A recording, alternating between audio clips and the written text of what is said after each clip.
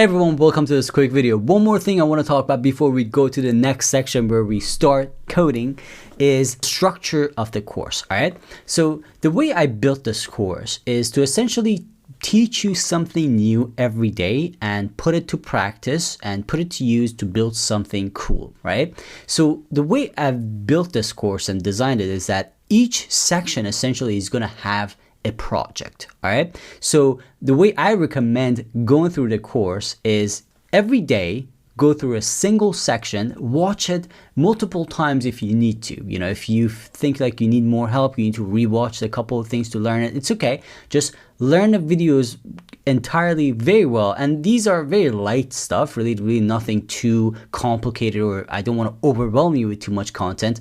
And at the end of the section, there's a project that you can actually do based on everything that you've learned in that section.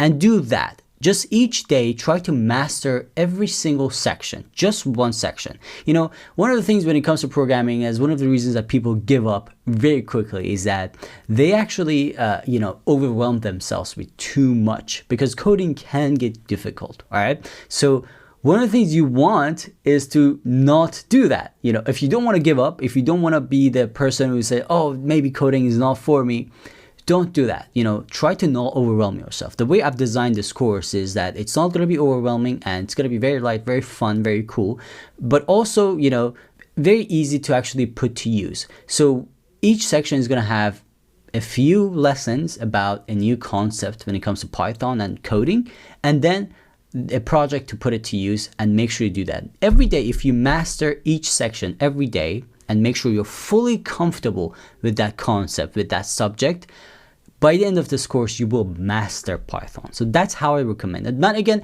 if you feel like that subject is way too easy, it's completely fine. You can just learn a couple of sections every day.